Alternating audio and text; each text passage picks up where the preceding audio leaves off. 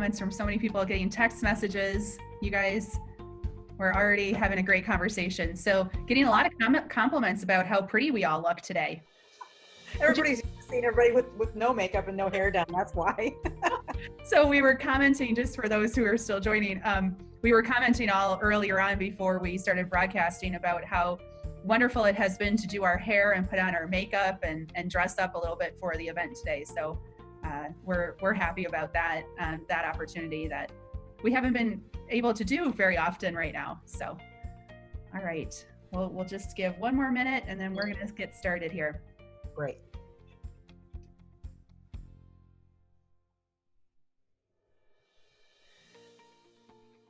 Okay, well, I'm going to go ahead and get started. Welcome everyone to GWPP's webinar on climbing the digital ladder. We are so grateful that you have made the time today to join us.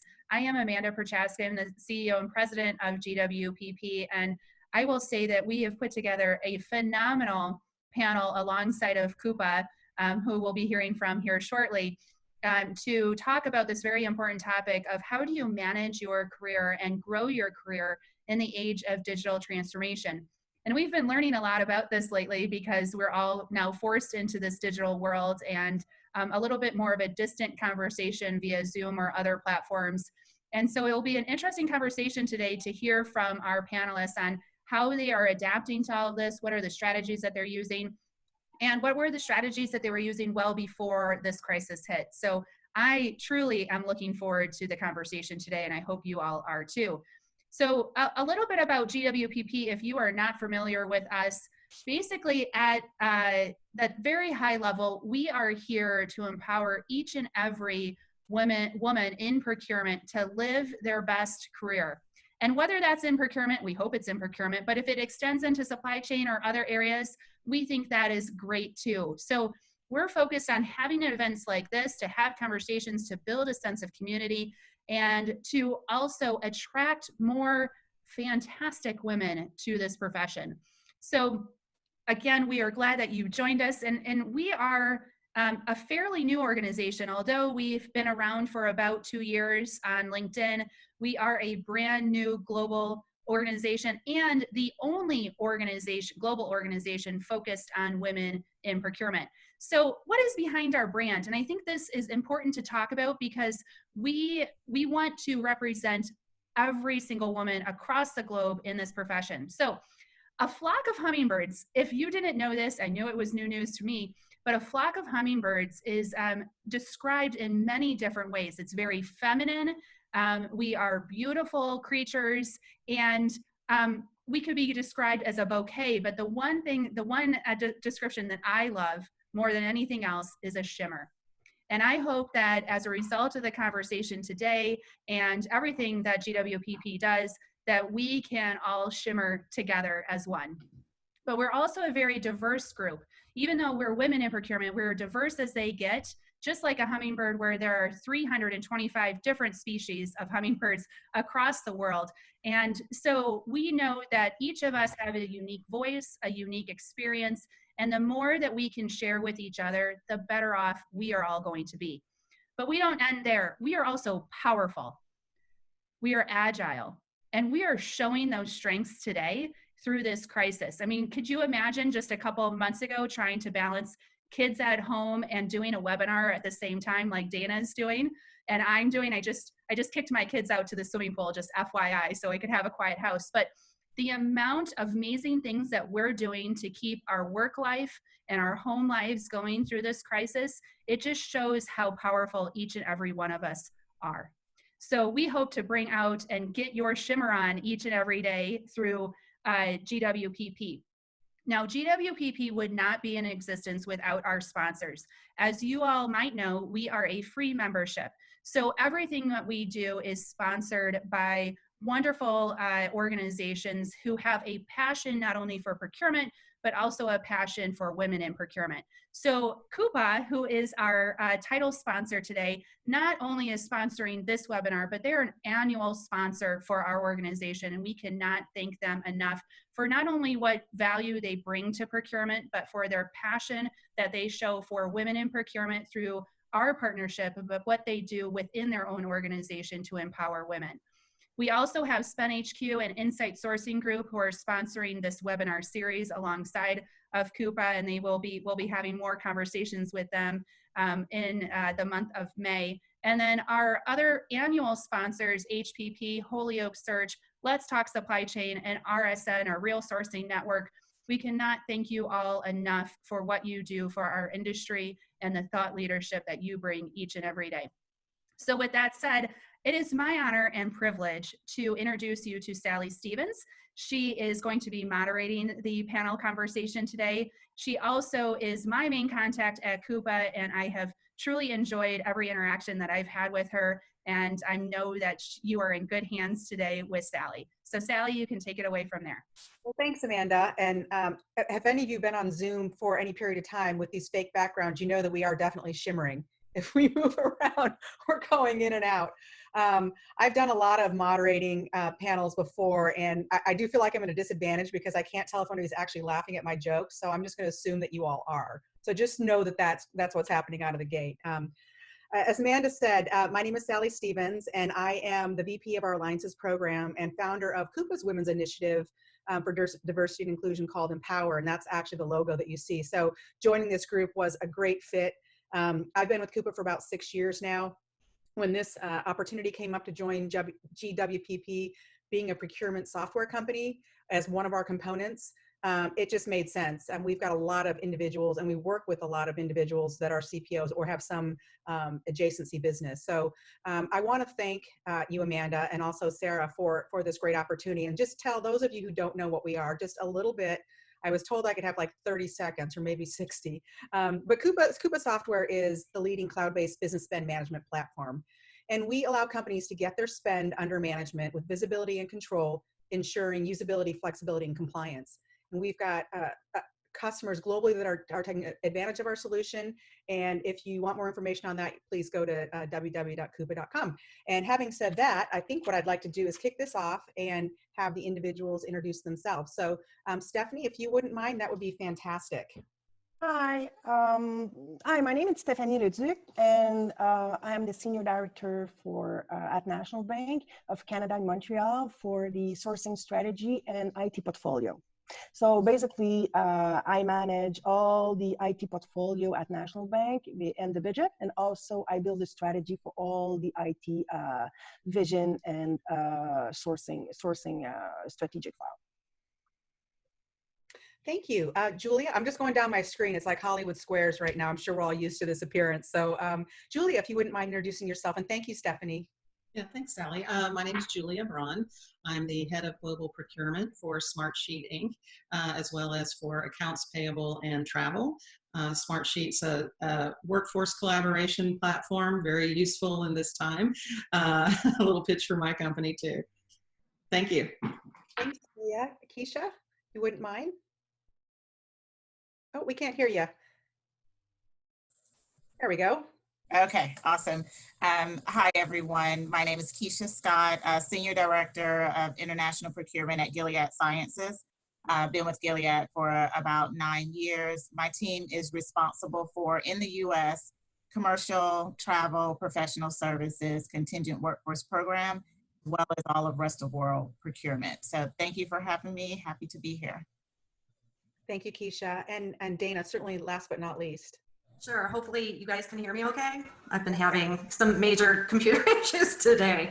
So Dana Small, I work for BioMarin. I'm a senior global category manager, supporting all of commercial globally and also professional services and some other indirect categories. I've been in procurement for 10 years and in the pharmaceutical industry for over 15. Fantastic. And then Mary, I know you're not a speaker, but why don't you go ahead and introduce yourself since you're my cohort in this program.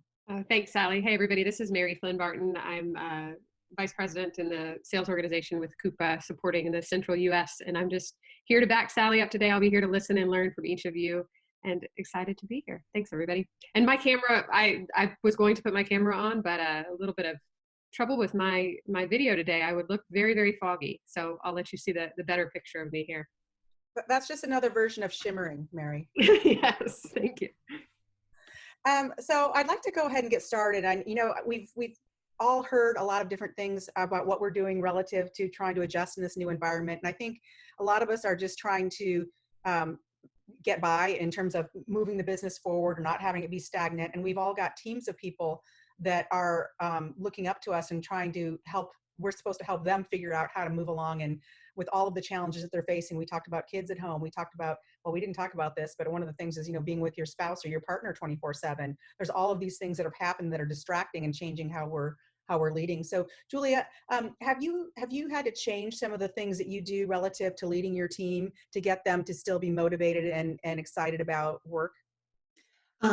Yes and no. I think in some ways, consistency is helpful. So showing up and being, transparently and really me is something that I like to do, as just who I am. And so the team knows that I'm still here. I still care about their well-being. I think what has changed as a people manager is that we spend more time up front when I'm talking to them, either one-on-one or in team meetings, just touching base with how they're doing personally before we dip into work, just taking a pulse check on how folks are feeling and coping and what their individual circumstances are. We've got a team member who lives alone. How's he handling that? Well, he got a puppy, so that's good. And then of course people with children, etc. So just being supportive of that as a people manager. As a leader, what I've found has changed for me is that the tyranny of the now is lessened by not being in the office. You're not constantly being approached by people randomly and ad hoc. So I have a little bit more time to be thoughtful and strategic, which has been really a blessing. Yeah, that's great. That's great. I think a lot of us will echo some of the same things. Keisha, I was wondering if you had anything different that you wanted to maybe contribute to kind of how you're managing yourself and your teams. Oh, you're on mute again. Okay. I think a lot of what Julia just spoke about is interestingly very similar to myself. I am who I am at work on Zoom, and I think the team appreciates that. And to me, where that has been very valuable is, again, we also open up the call with, how are you doing? And it's really interesting that although you say, how are you doing personally? People start to say, well, the projects that I'm working on right now. And we're like, no, we're not talking about business. We're talking about personally. So I think from that perspective, it's really important that you set that example. And that's what I continuously try to do as a leader. I think for us, the productivity is probably in some ways even higher because of what we're doing and where we are at Gilead, and some of the things that we're involved in is it's very high power right now. And so the days blend, the hours blend, you have on your daytime pajamas and your nighttime pajamas, that's about the extent of it. You feel like you sit in the same place. So it's really important as a leader that I show up, and that my approach is that we're in a new normal. And it may not look the same that it normally look when you're in the office. And it's okay. I've had some team members to say, you know what? I was just sitting at my desk and I just felt like I was overwhelmed. And I say to them, then shut down the computer. Go outside, get some fresh air, go walk the dog, go play with the kids, and just take advantage of some of that personal time that we don't get an opportunity to do when we're at the office. So I think just for me, it's more of, as a leader, making sure that when I show up, I set an example that it's okay, to really deal with some of the things that are coming along with how we're working today in this new digital environment. Yeah. It's funny. I heard a term today on one of my conference calls that it was Blur's Day. So every day is blurring into the next. So Blur's Day, tomorrow's going to be Blur's Day, the day after. It's interesting, especially because we have teams, I don't know about all of you, but that are used to going into the office, that are used to being around, and maybe don't have the discipline or the knowledge of how to effectively work at home. And they are working a lot longer and maybe feeling guilty that they're not, or they want to take a break or whatever it is, because you figure you take your commute, you drive into the office, you have a little coffee break, you work, you do lunch, and there's a lot of natural breaks in there that I don't think people are taking right now. Stephanie, I saw you shaking your head. What are you doing to help keep your team's spirits high? I mean, I'm with you, ladies, the same thing. And on top of it, we realized that, we thought a lot about employee who has, for example, family at home, children, young children. It's difficult for them. There's a lot of noise and stuff like that. And then we also realized that on the other side, we have employees who live alone at home. So it's difficult for them because they are always at home alone. So to go on site for them, it's a good situation to socialize and stuff like that. So I said, oh my God, this is so true, morning, evening, all the time alone. So we decided to, just like Keisha mentioned, how are you? This is the first question. I mean, as a person, I don't want to talk about file. I don't want to talk about job. How are you? So we do more touch point. We take care of each other. I mean, it's important. How are you today? Just a quick note or one-on-one. I schedule a bit more one-on-one, I have to say. And even more because, I'm new in this role right now. So I had the chance to do one day at the office. And then right after it was work from home for the rest of the, I don't know, until when.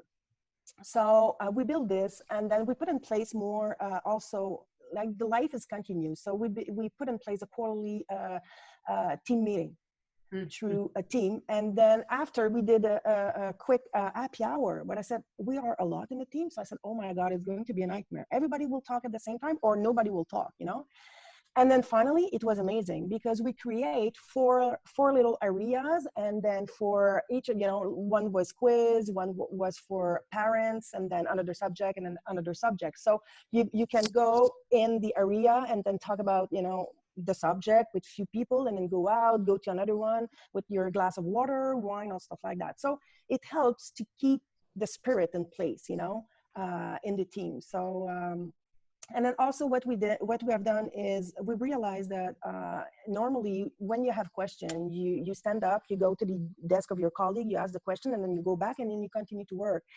But now it's not feasible. You have to schedule time in the calendar. So finally, at the end of the day, you are back to back to back to back, and then you don't have time to break or a glass of water, whatever it is. So instead of scheduling 60 minutes, we said, okay, no more 60 minutes meeting. We reduce it to 45 or 50 minutes.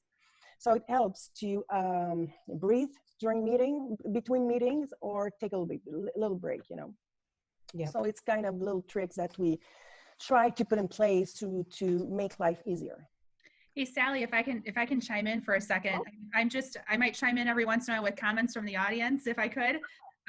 Devron said, it's so great to hear some of the adaptations to working with your teams remotely, but how is the panel engaging with other teams, other departments, and suppliers?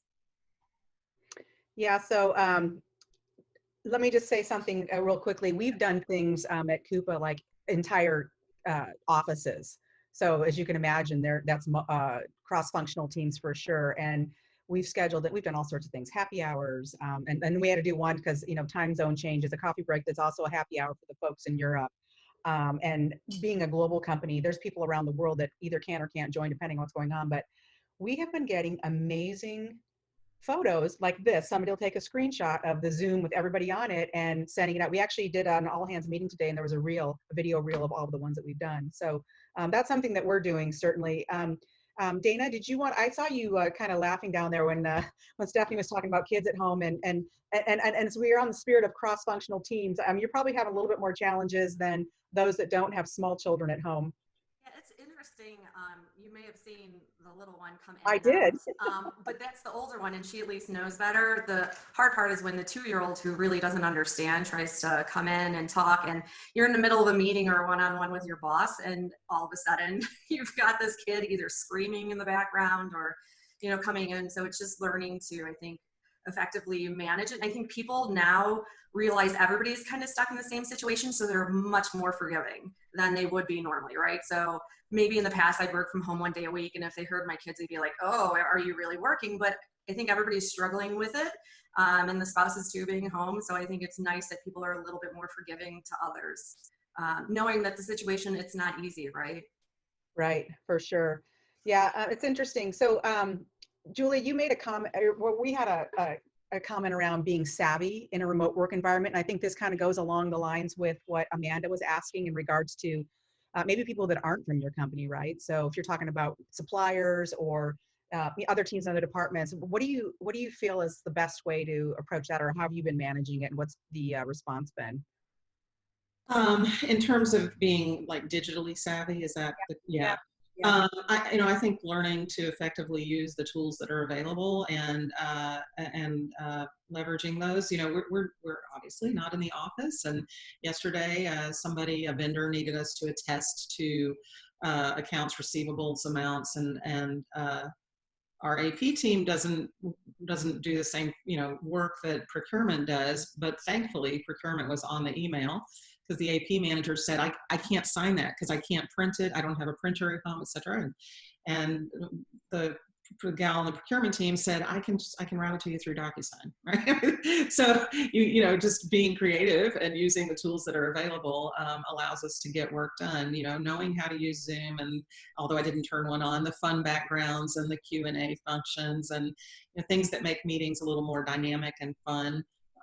Always, it's a rule on my team now, turn the video on. We want to see faces. We want to be eyeball to eyeball, because we're not person to person. So let's do the next best thing.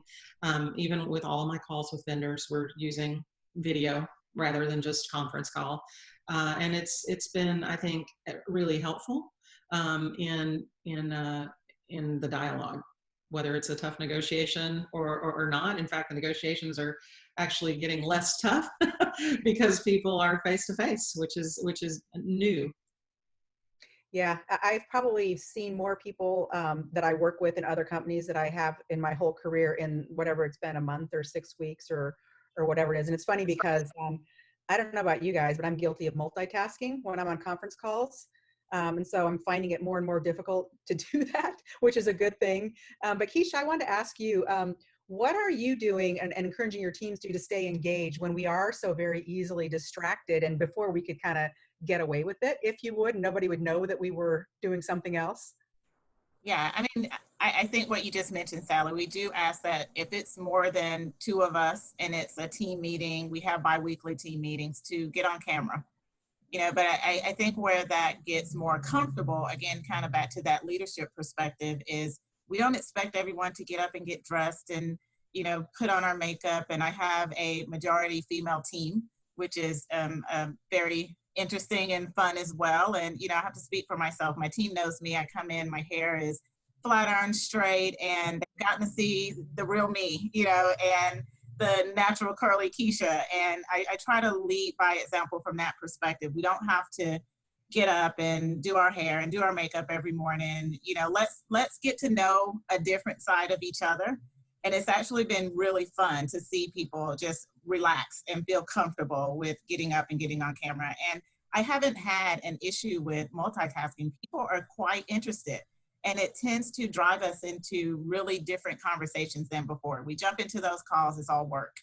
Now people want to know what's the background, or what is that t-shirt you have on, or, your hair is different, that's cool, And so it really has allowed us, I feel like, as a team, to become even closer than we were before, because we're interested in a different way than we were in the office. So it's just been really refreshing from my perspective. And I'll say that about suppliers as well. I know the question came there, is that, it was negotiations or SRM or whatever that situation is. And what we found is we also have an opportunity to get to know our suppliers in a different way. I saw in the chat someone said that, during a SRM conversation or a supplier conversation, someone had their baby strapped to the front of them. Like, that's amazing. I think that is just awesome. So it has allowed us to kind of relax those barriers as well. And I think Julia said negotiations become easier because everyone is in this together. I mean, and I think that is the key. It's not, okay, you're the supplier, we're the client, or it's not, I'm the leader, you're the team member. We're all in this together. This put us in a level playing field. It put us in a square on the screen, and we're all in the same situation. So I think it's just allowed us to really get to know each other in a very different way. Yeah, there's a comment that I can see from Aisha saying that we can actually see people's body language and reactions to things which is probably why, Julia, your negotiations are a little bit easier, because you can't roll your eyes in the back of your head and expect them to respond positively. Because I know sometimes we've done that. I'm guilty of that. Yeah, and back to the relax us. I'm like, how many of us have had to dye their own hair? I mean, it's just like, these are good times, people.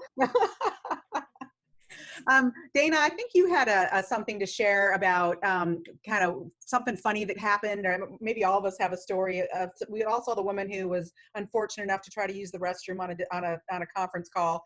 Hopefully nobody's made that faux pas here, but have you got something funny that's happened since we went digital? Yeah, so I mean, having two kids, young kids, and then my husband works nights at home with me is definitely entertaining. And I did have one of those moments where I kind of shifted around, where am I going to sit? What am I going to do? And, you know, for the most part, my husband has been used to, like, when I work from home, just being on a phone call. But like you said, hey, Zoom's here. And I don't think he realized one morning we had a team meeting, and everybody, and I'll just say in my household, thinks they can just walk around in their skivvies and talk. And yeah, he, you know, came on over and was in his skivvies, and I was mortified, and somebody was texting me, and I'm like, oh my God, they can see him. He's standing next to me. He's not fully dressed. What am I, like, my entire team. So I was dying. And after the phone call, I said to him, this is video. Can't you see? You can see yourself. And he's like, yeah, but I look good. Like, he was proud of himself. It was the worst part. I'm mortified. He's like, yeah, but what was wrong? No, it's all good. So it's been entertaining with the kids, but he's even more entertaining because he was very proud of himself for doing that. And I'm still mortified. That's okay. He can't help himself. Does anybody else, if you have a story you'd like to share, just raise your hand so I can see, and if not, we'll go ahead and move on. Okay, Stephanie. I just want to make some push on Keisha. You know, I have to introduce myself to my new team, and then I said, oh my God, I had a ponytail, no makeup, a nightmare. So I said it, and I forgot it was this day. So anyway, and I did it with the open camera. And then what I heard after is, oh my God, if she can do this, I can do too. So people are more comfortable to open the camera, even if they are not all makeup, or I don't know, you know, the beard is not that good or stuff like that. So, and then it makes me realize that, oh my God, so we are all in the same boat, actually. So it was good to hear that now they are more comfortable to open the camera. That's great. It was good. Yeah. That's great. So we've kind of gone through all of the really important relationship building with our teams and with ourselves. And that's really key, I think, to keeping this afloat, is making sure that, you know, Stephanie, you're talking about being comfortable. Keisha, you're talking about being comfortable. I certainly have been.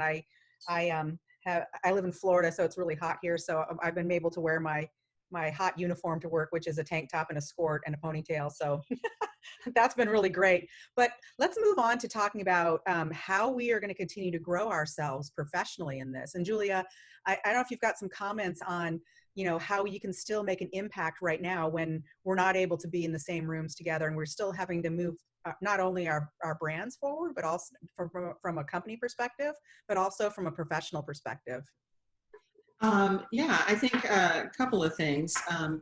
You know, show up for meetings, be present, and being on video and not able to multitask has enhanced that for sure. I agree with that. We had you know, there's been a couple of projects or company events that people are doing online. I've been trying to take part in those as frequently as calendar permits, just so that, you know, I'm visible, and folks know I'm around and, you know, available. We had a meeting this week. HR offered some just like a brainstorming session with people managers to see how they're doing and managing their teams, and kind of an HR check-in. And again, it was 8 a.m. 2 days ago, and I thought, well, I'm available, I should go. It was me and 3 HR people. So I was outnumbered, but we had a great talk, and you know, I thought it was important that I showed up for that. You know, SVP of HR knows I've made the effort. And then also, I'm taking advantage more of free webinars. I'm getting a lot of those across my mailbox, including several good ones from Coupa, which we use. I've been attending and encouraging my team to attend, so that we continue to learn and grow while we have a little extra time to do that. I think that's important. that you do anytime, but it feels like we have a little more capacity now. And just, continuing to be really responsive to my internal stakeholders. That's great. Stephanie, you also had some comments around that. Yeah, there's two kind of situation. If you have, more free time, it's a really good opportunity to do some training, conference online, learn something new, or networking and stuff like that. On the other side, since I arrived here at National Bank in my new role, I'm back to back in the beginning at the morning, 7:30 in the morning until night. So I said, and I have a really, really good example.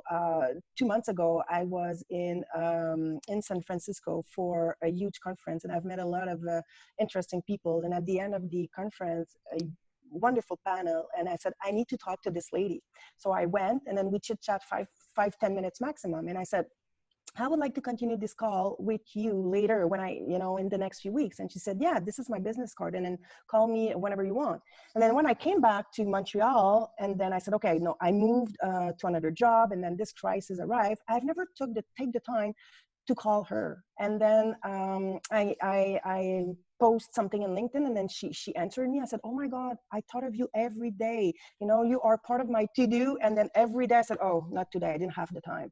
So it makes me realize that we need to schedule time in the calendar for us to grow, or to do, one little things for us, to help, to move forward in our career path, to grow, to continue to climb the ladder, I would say.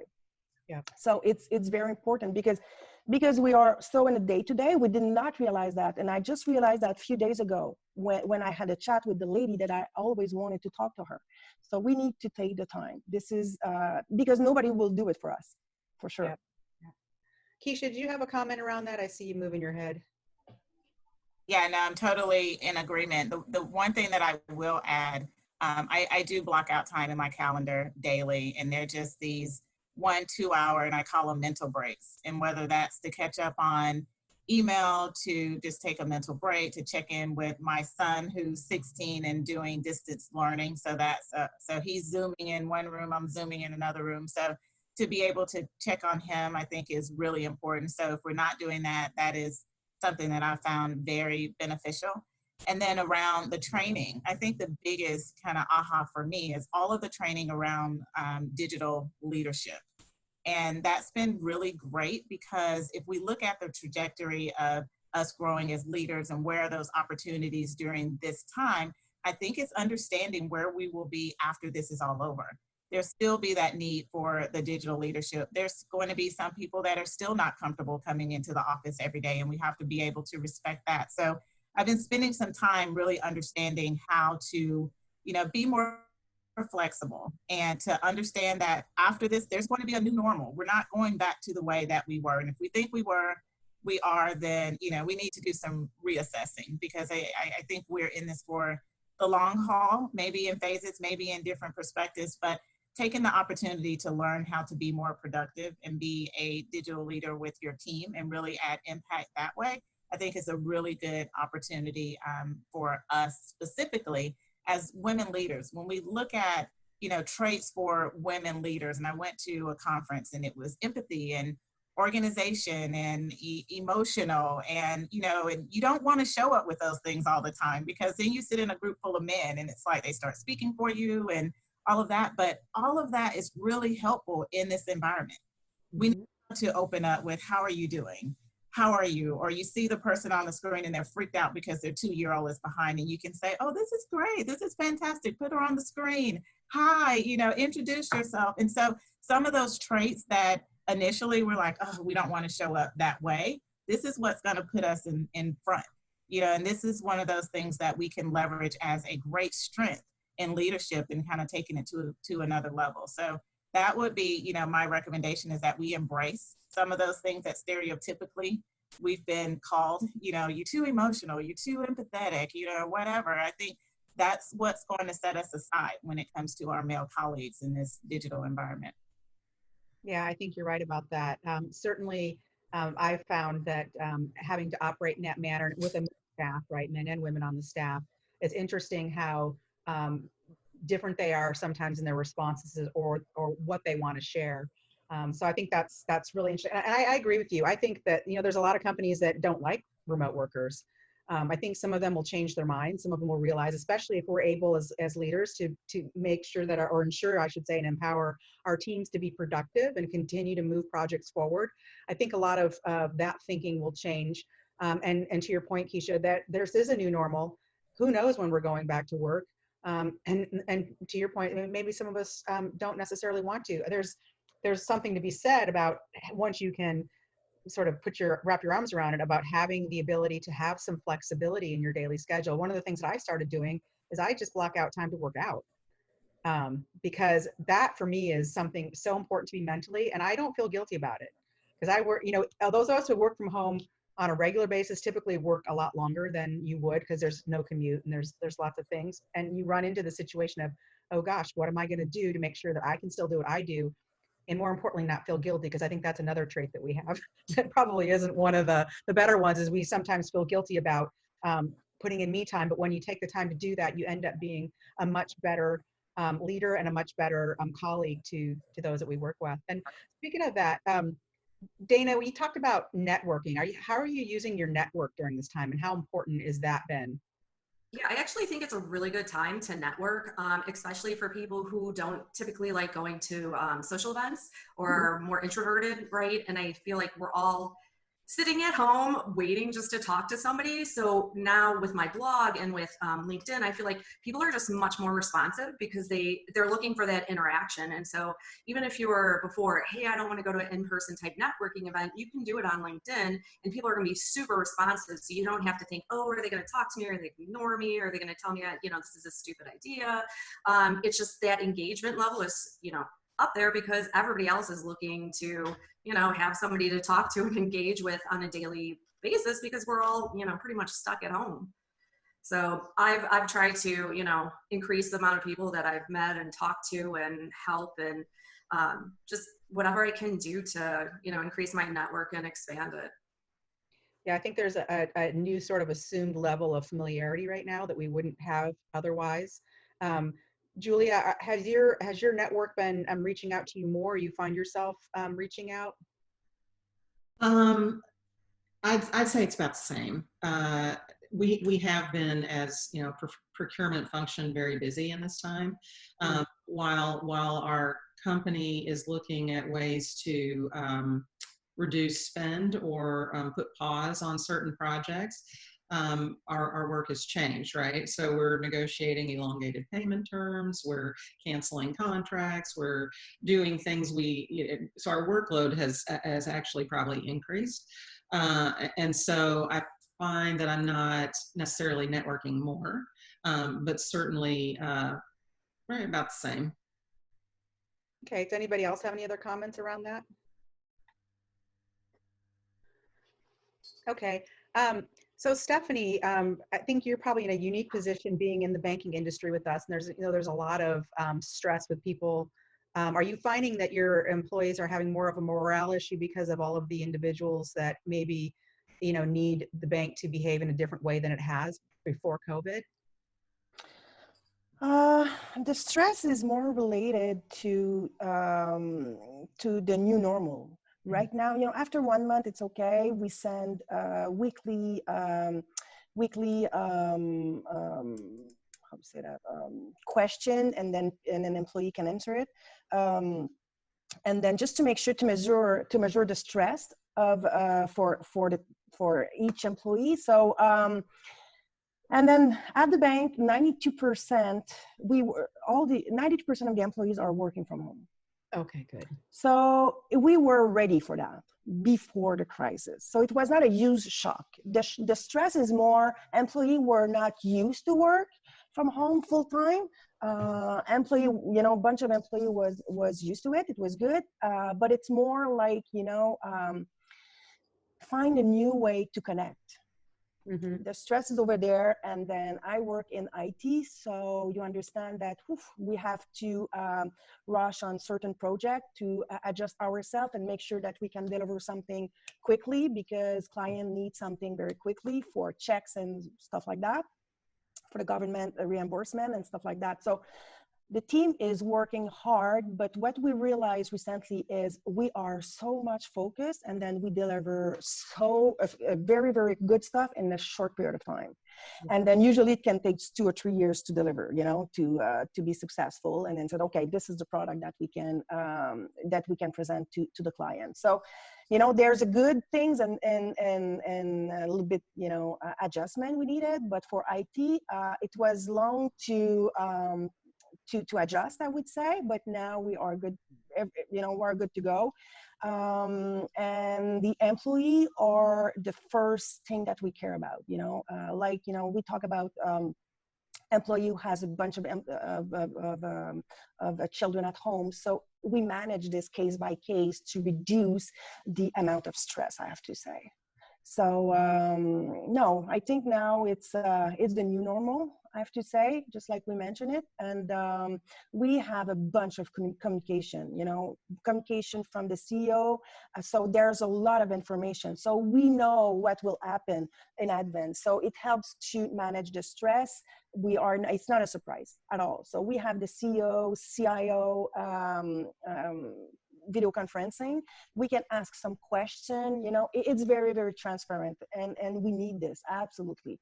So it helps to continue to work hard and then keep focused. And then every time, all the executives told us that thank you so much for your work, guys. They appreciate. And on top of it, they give more some free day, eventually to take after the crisis or, during the crisis. So, it's a give and take a lot. So it's a good thing. That's great. No, I'm glad to hear that. Is anybody else feeling any unusual pressures from customers because of the business that you're in, and or potentially vendors asking for concessions at this time that they wouldn't normally? And how are you managing that? If somebody wants to raise their hand if they want to answer it. Julia, thank you. Yeah, so we've had a number of our customers contact us asking for relief on payments and for elongated payment terms. And as we manage the impact of that on our cash flow, we have in turn then gone to our vendors and asked for concessions as well. One of the things we did recently was talk to our parking garage vendor and said, we're spending $75,000 a month and no one's parking in the building.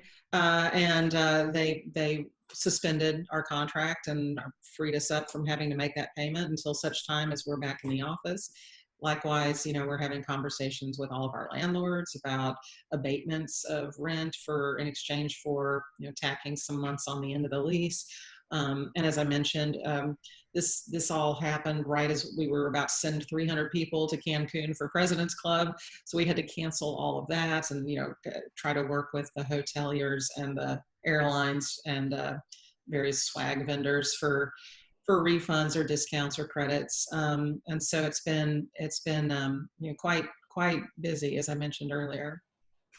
Yeah, we have an annual user conference that was supposed to be the first week of June called Inspire. Some of you have probably been there, Julia and Dana. We moved it to the end of September, and we had to move it out of Vegas because, as you can imagine, by the time, fall comes around, assuming that we're back to normal, everybody's gonna have all of their events in that period of time. So it'll be interesting to see how that, but we've had to do the same thing with, hotels and where I live in Fort Lauderdale, of course, it's a hospitality industry, and it's very, very eerie. The rare times that I have left my house that you see the hotels empty. Like, it's just bizarre. I mean, we're talking, the Hilton and the Ritz and the W and all these hotels. I mean, literally no room. So I can only imagine, and we've all heard what's happening in, with the airlines and, all the other adjacency industries. And then also, unfortunately, when it gets down to the small businesses as well. Does anybody else have any comments around that? I think mine was pretty much the same around, because travel as well as meeting and events report into me. I've had a lot of those conversations with hotels, and yes, President's Club, same here with us, but also meetings that the team had scheduled at the Ritz in Half Moon Bay. It just may be a off meeting with the team, or some of the sales meetings that are coming up that were prepaid before, and having a lot of those conversations. If I said one of the areas that we're spending a lot of time on outside of kind of crisis management teams within our team, it's hotels and airlines and travel. And, there's furloughs happening with our travel management companies. And so how they're supporting us is very different now. And, just trying to monitor people stuck in different countries and, is all of our employees safe? And so there's a lot of those conversations that are happening now, of course, because of what's going on. So, yeah. Dana, I saw you were. Yeah, so we've actually taken a proactive approach, and it was driven by our supply chain side. And we've said, because we're in pharmaceuticals, to our suppliers, like, one, thank you. And two, this is really important that you guys continue to support us, because what we're doing is producing medicine. And so for that fact, we really are heavily relying on you. And, we want to thank you for your help, and, let us know if you need something continually, but to reach out to them to let them know that, hey, this really could impact lives if things were to go amiss, right? And we weren't able to get, samples or vials or whatever it was. Yeah, that would be catastrophic for sure. Yeah, it's nice to see how most of the vendors, I haven't ran into any that haven't been willing to work with you on some level, because this will be over at some point, and I think all of us will have a much greater compassion for those that did work with us versus those that didn't. So one question I want to ask you, so we've been talking about how we lead our teams. How important has your leadership teams been in helping you and inspiring you? Because, we have a responsibility to the team that we support, but what about the other way around? Are you finding that your managers, or I know they're not managers, but your executive team or whomever it is that you report into are being a lot more flexible and maybe a little more conversive than before? Keisha, I see you're nodding. Yeah. I think we all have our own stories about our companies, but for me, I'm so extremely proud to be an employee with Gilead, just to see everything every day that's happening. I feel like there's something different every day, whether it's a new benefit that we've been afforded because of everything that's happening to try to reduce the stress from our leadership team, or even the stipends that we've been given to create our own home office and be able to order certain things to relieve some of that stress, because a lot of us, I'm used to working from home, but a lot of the team is not, or don't like to work from home. So working from home means sitting on your sofa with your laptop in front of you. So imagine even the stress from working that way for a long period of time. So to be able to have your leadership say, these are the things that you're able to purchase and expense, just certain things like that.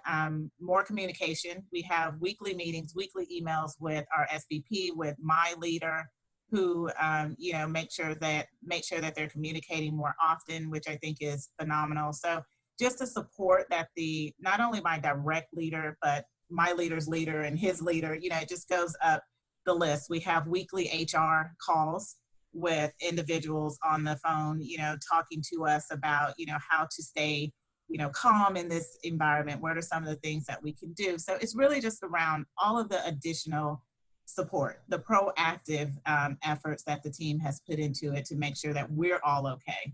To me, that's just been so extremely comforting. So, sorry, go ahead, Amanda. Yeah, so Sally, I just wanted to chime in. We had 2 questions come in, and maybe even more, that were related to what Keisha was just saying. So there was one question from Samantha about any suggestions to keep team and work morale up during these difficult times. So we're all working remotely, and you might have a stipend, which is great. That's definitely helping morale. But what are some examples of that you are doing as a woman leader to help out your team in that way?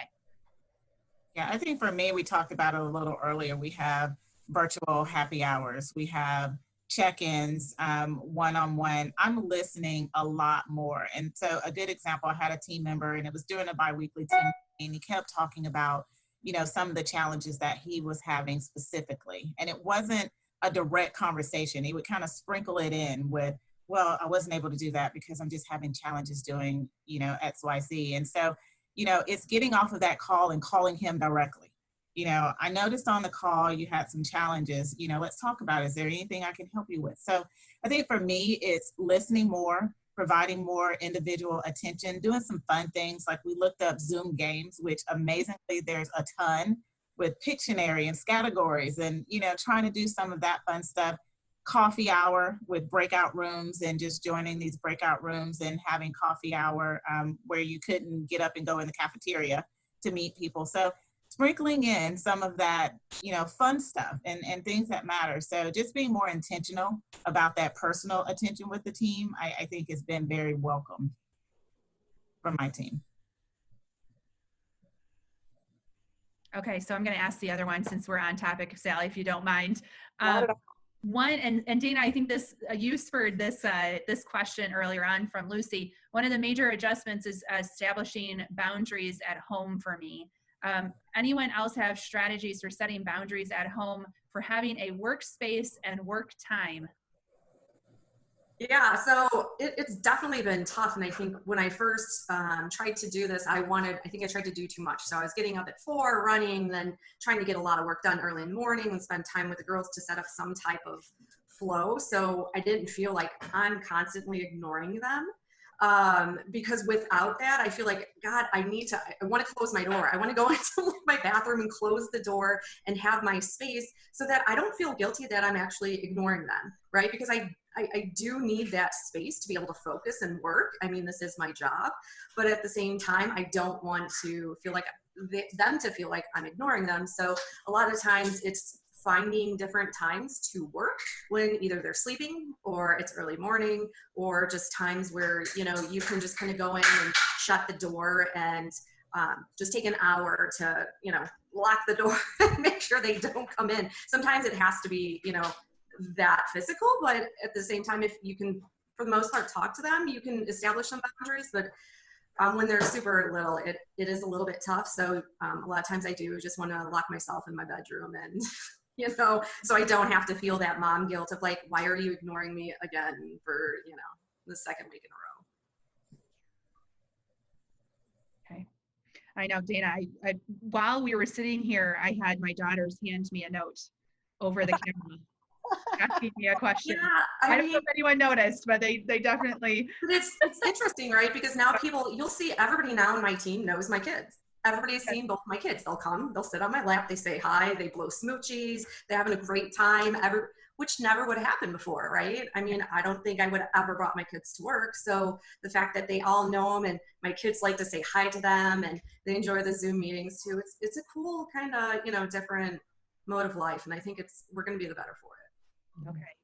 Well, so we have, Sally, can I just keep on going with the questions that are coming through chat? We have so many questions coming through, and I know a lot of chatter about that work-life balance with the kids at the home.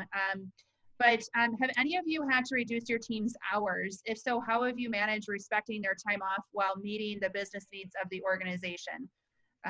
So has anyone had that situation? Sounds like a lot of you have a lot more work or a steady stream of work coming in.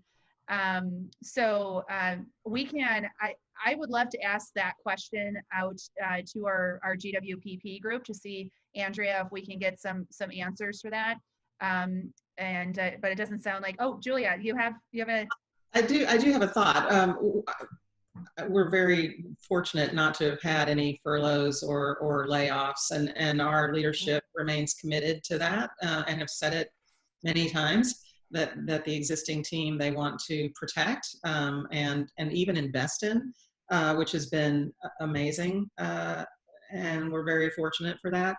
But there are people with roles that aren't busy at all, that have almost nothing to do. Like our workplace services team are typically in the office, right? And they're worrying about the food vendors that are no longer delivering snacks and beverages and bagels, right? And they work the reception area, and you know, we're not there. They have nothing to do. Which, if you think about how stir crazy you are working 8 to 10 hours a day, think about having nothing to do. It would be very very unfulfilling and very boring, and also they worrisome. Some of them were becoming worried about whether they would retain their jobs if they were no longer really necessary or adding value.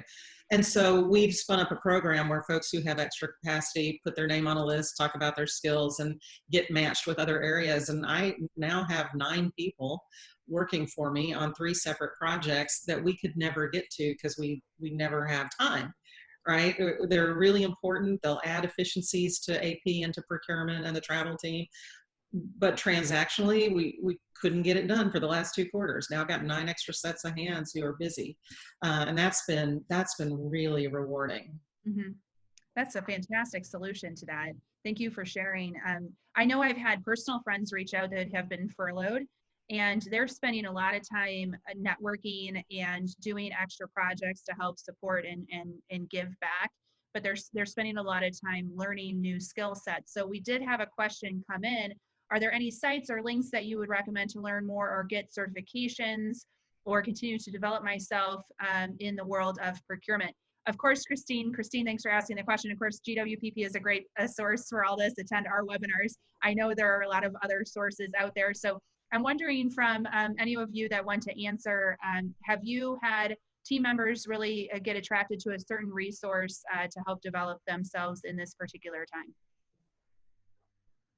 I know I'm throwing these out there because these were not prepped questions. So you guys might or might not have answers to them, but I know we have been at GWPP really striving to get you some really valuable information. In fact, we had a webinar, Christine, a couple weeks ago about resiliency, and several people responded back saying that it was life-changing. So we're actually coming out with mini sessions about resiliency.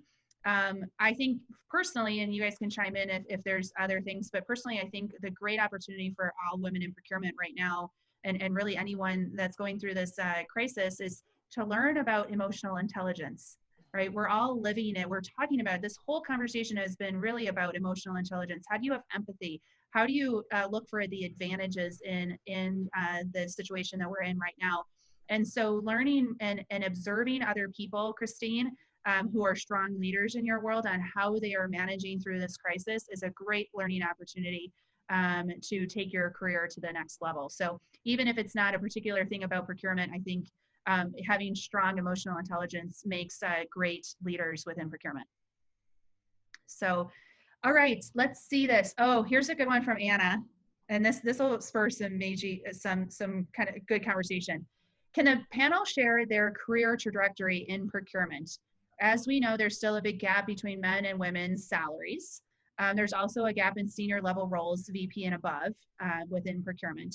Can you share your experiences and observations on how we might close the gap and change this? I know Keisha and Dana. That's a big question. It is a big question. We talked a little bit about this. So Keisha and Dana, they were on our last in-person panel before the crisis hit at the end of February. And I know we talked a little bit about your career path and how do you grow yourself. Now you might have a little bit of a different twist on it now that we're going through the crisis, but maybe we can bring back some of that conversation. Yeah, I think from my perspective, it is a really big question and something that we face as female leaders. I'm a year in procurement. I came from the business side and took the leap over into procurement. And it's always for me, I think I said this at that panel, Amanda, that one, building your own board of directors so you have that support around you to be able to help you navigate some of those discussions within procurement, but also be comfortable in who we are. And for me, coming onto the procurement team that I'm on now, like, love my guys. I'm on a full male SPLT or senior leadership team, but you know, they know I'm the female when I walk in the room, and I'm comfortable with that, and that's okay. And I'm going to be heard, and I'm going to have my voice at the table, and I'm not going to be, you know, they can't quiet me. You know, I'm comfortable. I got here for a reason. And so, you know, from my perspective, it's just really understand that we're different in a lot of great ways, and different is a great word. A lot of our companies have really put a lot of effort around inclusion and diversity. And that is not just what you see, but that's how we think as well, which could be very different. And so, you know, as female leaders, I would just say, again, show up and be confident about who you are, be confident in your difference in the way that you think, and know that it's okay. And, you know, I have to use our shimmer, you know, shimmer, and make everyone else around you shimmer, you know. And, you know, I think that's something that we can do a lot more of. And just my limited time in procurement, I love it. I think it's one of the greatest career changes that I've made. But I also understand that as a female, I have a different challenge. And, you know, from that challenge, I have to embrace it and enjoy it and celebrate it. And I'm so fortunate that I have leadership that allow me to do that. I think we say in our group all the time, it's like, I know where you guys want to get. I want to get there with you as well. My path just may look different. Just respect that. You know, I respect the way that you get there. You respect the way that I get there, and we'll show up at the end and celebrate together. But we have to celebrate each other's differences. So just be confident. Mm-hmm. I love that. We talked a lot about that in the last panel around how sometimes our own confidence gets in the way of our career path growth. And there was even a study that was shared about women who they think they need to have all of the qualities or a lot more qualities to even post for a job position versus men. Whereas men were like, 20%, I got it, we're good, let's go. I'm going to apply for this and get this job, where we might be closer to the 90% range. So it's just, I love that comment about having confidence and knowing that you can trust yourself to get the job done. And yeah, I just want to add something. Yeah, you're absolutely right, Keisha, because today I got a QBR and I realized, I didn't realize that before. All men, during the meeting, only one woman, and then I present myself, and she said, "Oh wow, finally we have a woman." You know, I said, "Oh, okay." And then I realized that this is so true. All of my direct reports are men, my colleagues are men, my boss is a man, and then suppliers, all men on their side. And I was like, "Oh my God, this is so true. It's a reality." And then we don't have to be shy when we have a question, or, you know, if we want to jump in to say something. We just need to take our place, I think. And then it was very, you know, respectful. But if I need to say something, I need to say something. So it's very often it's easy to say, but, you know, when you are in the middle of something, sometimes the reflex is to say, "Oh, I will wait after," or, you know, but no, take your place at the table. Yeah. So, so we're getting a lot of comments about how great this conversation has been. There were some more comments about where to find additional training. Supply Chain Canada is offering supply chain educational webinars complimentary for the duration of COVID. We also got a comment that, you know, now is a very good time. We talked about climbing the digital ladder, and now that we're in this digital world, now is a really great time to learn a new digital tool. So we all learned Zoom, right? we're getting a hold of that. But what about some of the tools that are core to procurement, like Coupa, where we can learn a new skill set and become even more marketable in these times? So it's a great point that was made. So one other question that I said that I would get you guys to answer, and I don't know, maybe Julia, with your scope of work, this might be a good question for you, but how are companies handling the mail? Are mail rooms actually forwarding mail to people? How do employees go in periodically to collect it? I mean, this seems like one of those things where that just works normally, and now we have to think about it. So right. Julia, I don't know if you have any answer on that. Yeah, we have a process for the entire CFO org, of which I am a part. We have a dedicated person who has permission to go into the office once a week, collect the mail, open it, scan it on the copier, and forward it to the person who needs to see it, which in you know, for accounts payable, believe it or not, we still get some invoices in the mail. So those are important to collect. So that's helpful to us, as well as, you know, he's picking up sometimes for the accounts receivable side, we're getting some checks that we certainly want to cash. So that's been our solution. Yeah, that's good. It's one of the, when that question was asked, I was like, oh my, yes, that's a great question, because it's something. And what I love about procurement, and I actually posted something about this yesterday, is that we get charged with solving so many problems, right? And so it's a great industry to be in. And we talked a lot about how we're solving problems with our own organizations, and how our personal growth still can continue in these times, and as we climb the ladder.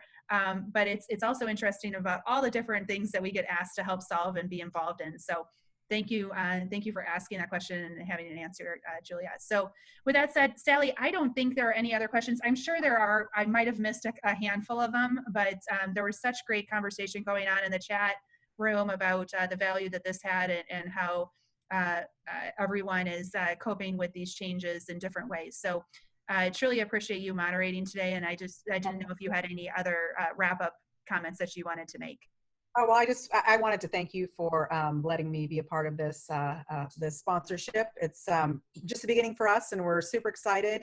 I'm glad to see on this panel the pleasure of meeting some of my customers and some of our hopefully future customers. It's been great getting to know you ladies even more, and I look forward to more events. And certainly, I hope that the folks out in the audience felt like it was a good use of their time. Yes. Appreciate Koopa and Sally, everything that you do. I think you're going to be knocking on Julia's door saying, why do you still have invoices? I've got partners, Julia, that we can get for you. So you don't have to scan your mail. So Keisha, Dana, Julia, Stephanie, Sally, Mary, Sarah Scudder, Deb Kalidas. There are so many people that were involved in making today happen. So I appreciate all of you and your insights that you shared today. But I also want to say a huge thank you to everyone who joined. You're spending your time educating yourself and developing yourself, and we are glad that you were able to spend an hour and 15 minutes with us today. So with that said, what's going to happen next is we'll have this whole thing is recorded, so we can listen to it as often as we want to, but we also will be doing highlight reels from this. So if you just want a particular answer or segment, we will be sending that out via our LinkedIn group. So hope to see you all again on the next webinar. Be safe and healthy. Have a great day. Thank you. Thank you.